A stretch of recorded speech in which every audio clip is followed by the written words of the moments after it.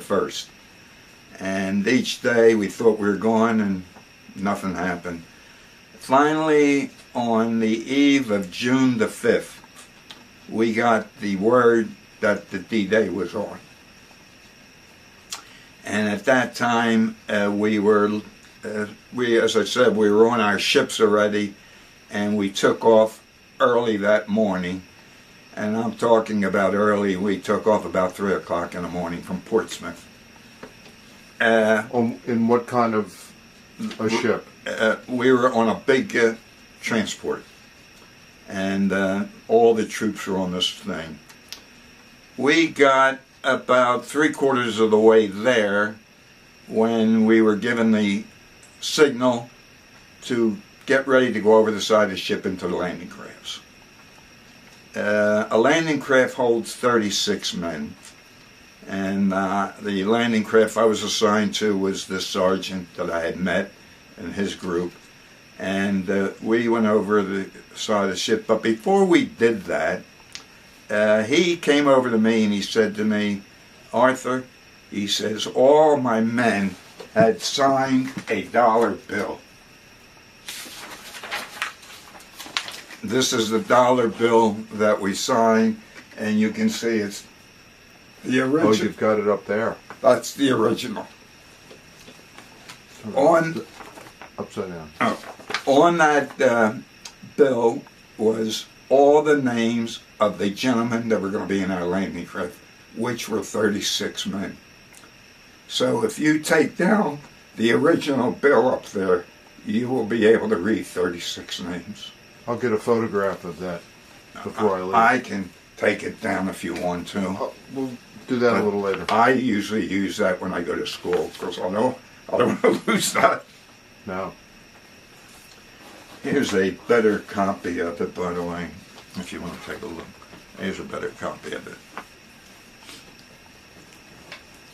Let's see if I can squeeze that in here. I think you can get a good idea and see the signatures.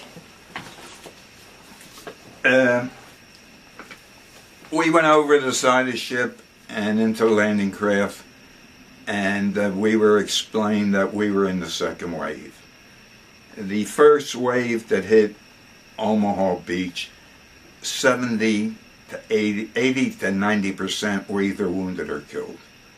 And the machine gun bullets on the beach were unbelievable. And the shells coming down from the top of the buff, we call it a buff, but it was a big mountain, which was about, I guess it was from my back room all the way up to the kitchen. That's how far it was we were off the beach. When I get the call before our ship got up to the beach, and we were told not to go out the front, the gangplank of the landing craft. To go over the side of the ship, we will have a better chance of surviving. And I gave the instructions to the commander in charge, who was in my landing craft, and he naturally not told all his men what to do. We hit the beach and over the side of the ship, but we were pretty far out. The guy who was driving the landing craft dropped us too far out, and the water was over our head, and with all the equipment, down I went.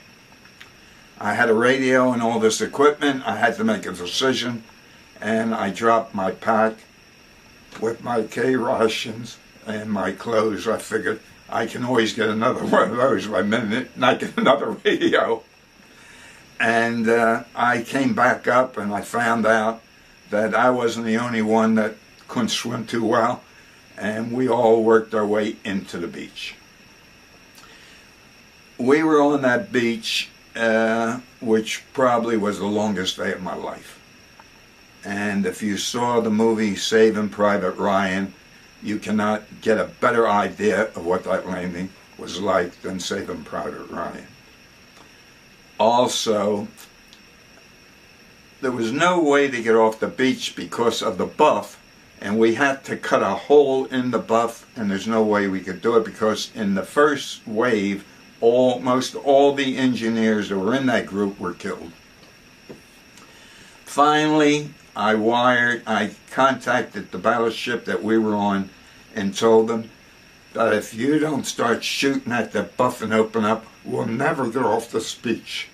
So how did you contact the ship? By my radio. Oh, you still had the radio? Oh yeah, I came up, and oh yeah, it was waterproof. And that's why I was well kept, and my food and all was down at the bottom. So the commanding officer of the 29th came over to me and he told me to contact the battleship. I said, I've already contacted them. I have told them that if they don't shoot into that buff and open up, we'll never get off this beach. So at the time, you're on the beach, We're in on the sand. What are you using for cover? Dead bodies. We made sure that the ones that were wounded and could get off, we were putting them back on landing crafts to go back to the ship. But the ones that were dead, we laid there, and they're the ones we hid behind. We figured that there's not much more we can do, and we needed cover. Most of us could not find anybody, and we just dug as much as we could into the sand to get down as deep as we could. And it's pretty hard trying to dig in wet sand, because in the morning the tide's all the way up to the buff, and as the day comes on, the tide works its way back out again. Now we landed at 6:05 in the morning when our landing craft hit that beach, and at that time the tide was pretty well off the beach already.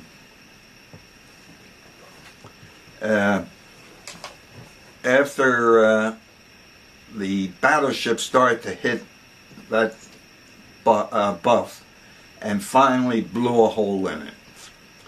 If you saw the movie Saving Private Ryan, naturally they show it that it was done by a couple guys who he made them sergeants right away, and in that movie they show that they blew it up, but it was actually the battleship that blew a hole in the buff. Again, we were on that beach, and finally it was about 6 o'clock that evening when we finally started to move off the beach. Wow.